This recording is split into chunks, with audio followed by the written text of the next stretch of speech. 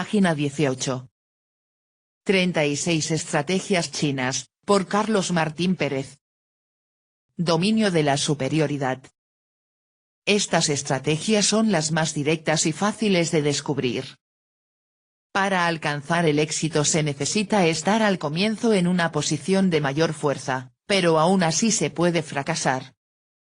Se poseen recursos para asediar a otros, tiempo y medios para relajarse mientras se esperan los movimientos del enemigo y capacidad de disimulo para enmascarar la verdadera dirección del ataque. TV escribe. Aun cuando sepa que puedo derrotar al otro, es bueno provocarlo para diluir y disminuir aún más el poco poder que tenga. Pérez escribe.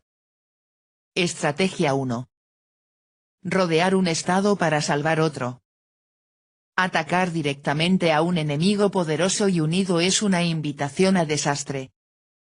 Hay que emplear una confrontación indirecta, concentrar fuerzas para golpear en el punto más débil del enemigo, aprovechar sus fallos, resolver un problema mediante la concentración en un aspecto que parece al margen pero que en calidad es la clave o desviar el problema sobre otra circunstancia.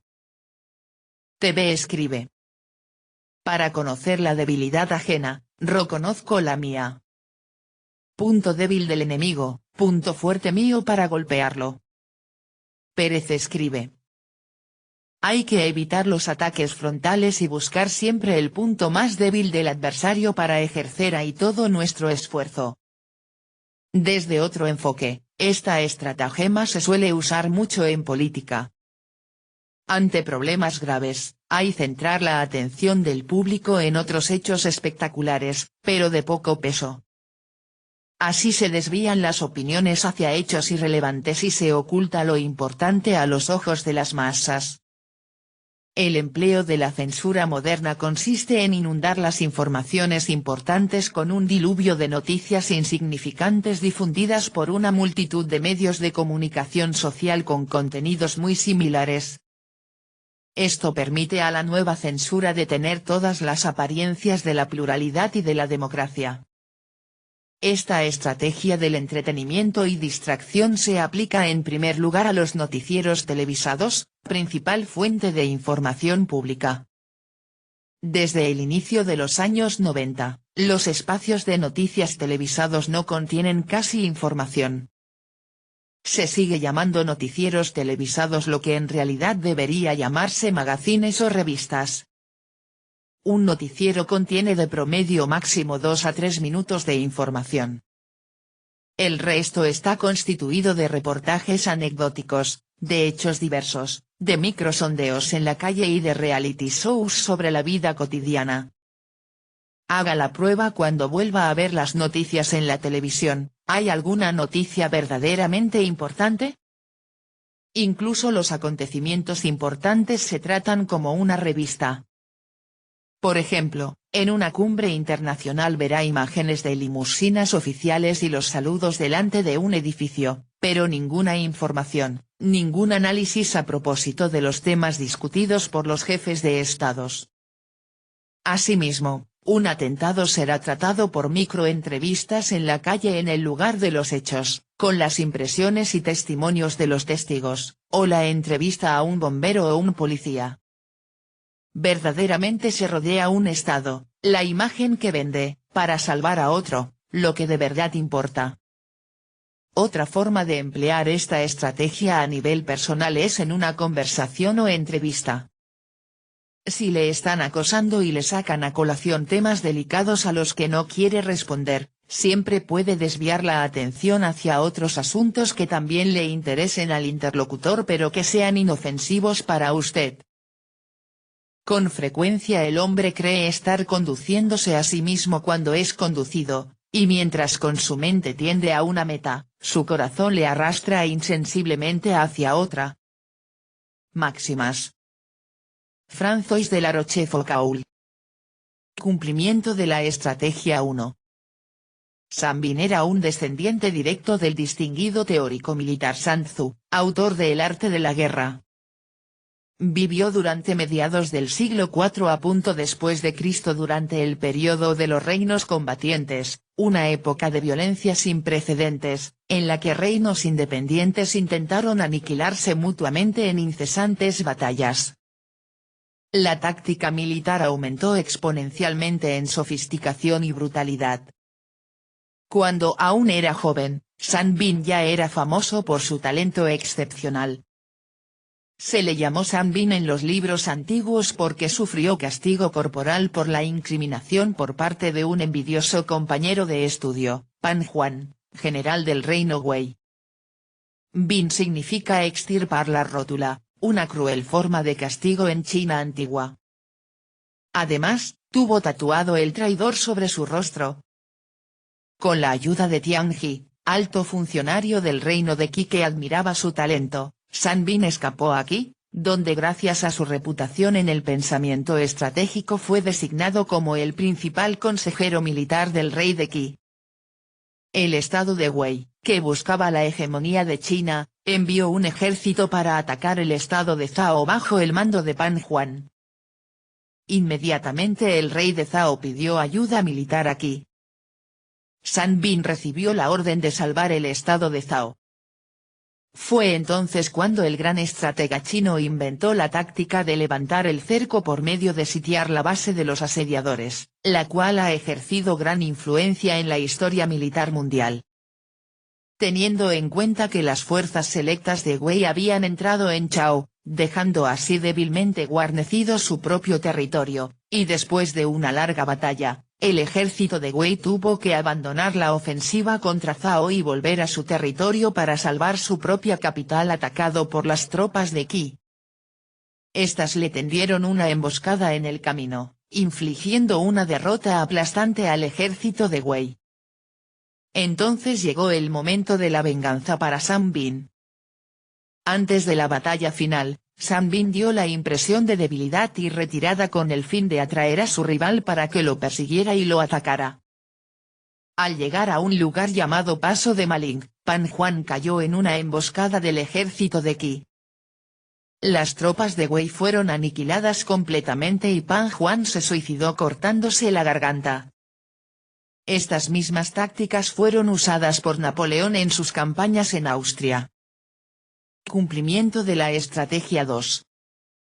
El ataque directo es ortodoxo. El ataque indirecto es heterodoxo.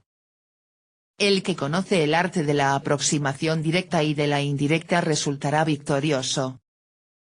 El arte de la guerra. Sun Tzu. El soldado hoplita griego, formado en falange, era una formidable maquinaria de guerra. La guerra del Peloponeso enfrentó a las falanges de las ciudades-estados de Atenas, Esparta y Tebas. El método de guerra entre falanges hoplitas consistía en un ataque frontal o directo, por medio de una firme y sólida línea de escudos y lanzas. En el momento del choque, cada hombre procuraba acertar con su lanza la garganta de su oponente.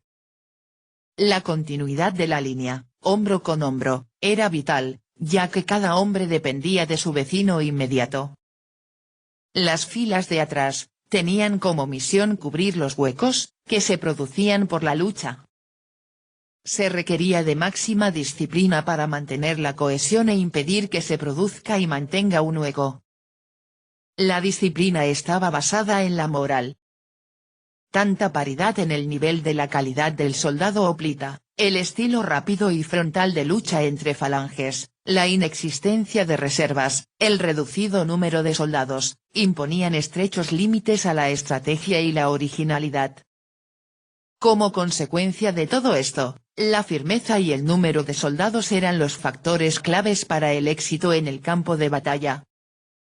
Fue el general tebano Epaminondas quien introdujo cambios que revolucionaron la guerra entre falanges, en oportunidad del enfrentamiento con el ejército de Esparta, en la batalla de Leuctra, 371 a. después de Cristo. Esparta era un estado militarista y sus hoplitas eran superiores en calidad, pero esta vez también lo serían en cantidad, reuniendo en el campo de batalla 10.000 hoplitas contra 6.000 de los tebanos. Los espartanos distribuyeron, como de costumbre, a sus hoplitas en forma uniforme a lo largo de la fila, poniendo a sus mejores soldados a la derecha. Su plan, probado con éxito en muchas ocasiones, consistía en ganar la batalla en el ala derecha, y envolver a las filas enemigas. Epaminondas dispuso sus hoplitas en profunda columna sobre el ala izquierda como una imponente fuerza de choque, y retuvo el centro y su derecha, formando una línea oblicua. Esta táctica no tuvo precedente en toda la historia. Su columna fue irresistible y ganó la batalla en la izquierda, antes de que sus débiles tropas del centro y derecha pudiesen perderla. Destruyó así una leyenda de invencibilidad. Luego tomó posesión de Mesenia y unificó Arcadia dando mayor equilibrio al poderío de Tebas en la región. Epaminondas golpeó a los espartanos con muy distinta intensidad, concentrando su poderío en el ala izquierda, rehuyendo la lucha en el centro y la derecha, línea oblicua, ganando un precioso tiempo. De este modo, la estrategia de aproximación indirecta, le da mucho mayor valor a los soldados concentrados, que se presentan frente a un enemigo disperso, en este caso, porque está distribuido en forma uniforme a través de la fila. Una estrategia de ataque directa consolida el balance del enemigo, física y psicológicamente, incrementando su poder de resistencia, porque se lo ataca por donde él espera. Y esto era lo que siempre sucedía en la guerra entre falanges. La estrategia de aproximación indirecta no es una mera concentración de fuerzas en un punto en donde el enemigo es más débil. Implica maniobras, por las cuales se cambia el frente al enemigo, quitándole así su libertad de acción, que es causada por la pérdida de su libertad de concepción. Por este motivo es tan importante evaluar gran cantidad de diferentes caminos o cursos de acción, operando sobre una línea que amenaza varios objetivos del enemigo. Cumplimiento de la estrategia 3. Elija la línea, o curso, de menor expectativa. Trate de ponerse en los zapatos de su enemigo, y piense cuál sería el curso menos probable que planea. Liddellard. Liddellard, el ideólogo de la estrategia de la aproximación indirecta, afirma que el objetivo de la estrategia debe ser, conducir la batalla en las mejores circunstancias posibles. La perfección de la estrategia sería el producir una decisión a favor, sin una importante pelea. Propone el uso de acciones paradójicas intentando una acción según la línea de menor expectativa, que producirá el colapso del enemigo. Una distracción que corte la libertad de acción del enemigo, como un ataque efectuado sobre la retaguardia o en sus líneas de comunicaciones o por efecto de un señuelo en donde se lo induzca a un movimiento en falso, que puede producirle un desbalance temporal. Por el contrario, la estrategia de ataque directo busca la concentración de fuerzas sobre la posición dominante del enemigo, en donde la variable determinante de la batalla será la superioridad de fuerzas. El movimiento directo hacia el oponente provoca su balance físico, psicológico y por consolidación, el enemigo, incrementa su poder de resistencia. Lograr la dispersión de las fuerzas enemigas debe ser un objetivo básico, pero menciona que una paradoja natural de la guerra es, que la concentración de las fuerzas puede ser obtenida cuando las fuerzas del enemigo están dispersas y usualmente para asegurar esto, las propias fuerzas deben ser dispersadas. Esto es, una segura concentración es producto de la dispersión. Un ejemplo de la aproximación indirecta y del efecto físico y psicológico que tiene la concentración y dispersión se puede estudiar en la Segunda Guerra Mundial, en la invasión alemana a Francia en mayo de 1944. La concepción del plan alemán era simple, atrevido y tenía en cuenta las nuevas ideas de la guerra con tanques y vehículos que les permitía profundizar su movilidad y concentración. En estos novedosos conceptos estaban bien entrenados los alemanes, pero no así los franceses que confiaban la defensa de su país a la línea Maginot. Los alemanes se dividieron en tres grupos. El grupo de ejército B bajo las órdenes del general von Bock, golpearía frontalmente al enemigo en el norte, en Holanda, con 29 divisiones incluyendo 3 de tanques. Su misión era atraer y retener a los aliados y hacerlos pensar que el ataque principal se consolidaría en ese frente. El grupo de ejército C, comandado por von Leeb, disponía de 19 divisiones, sin Panzers y quedaría emplazado frente a la línea Maginot con el objeto de retener a las numerosas divisiones francesas allí dispuestas. El grupo A sería el que llevaría el peso del ataque. Se introduciría con 45 divisiones incluyendo 7 divisiones de tanques Panzers, atacando sorpresivamente por el impenetrable bosque de las Ardenas, porque era la línea de menor expectativa francesa y por donde eran más débiles las defensas.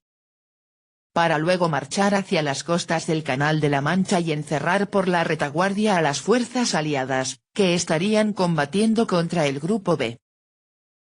El mariscal Montgomery menciona que las potencias ganadoras de la Primera Guerra Mundial, en especial Francia, no desarrollaron las nuevas armas que se vislumbraban y que ellos mismos habían utilizado en la Gran Guerra, porque la victoria generó en ellos complacencia y mediocridad que perjudicó el desarrollo de las ideas militares. Los franceses poseían, en el momento de la invasión, una fuerza aérea inferior a la alemana, pero en cuestión de tanques tenían aún más que los germanos. El problema no consistía en la calidad ni cantidad de medios, sino en cómo serían utilizados. No son los recursos económicos o militares los únicos determinantes de las guerras. La política, la estrategia y las fuerzas morales son esenciales para el éxito. Las ideas y teorías de unos pocos soldados, tales como Liddell-Hart y Fuller, quienes argían que la lucha en el futuro no estaría dominada por la defensiva, fueron ignoradas por quienes detentaban la autoridad en Inglaterra y Francia. En ambos países, equipo e instrucción estaban a un nivel muy bajo en 1939.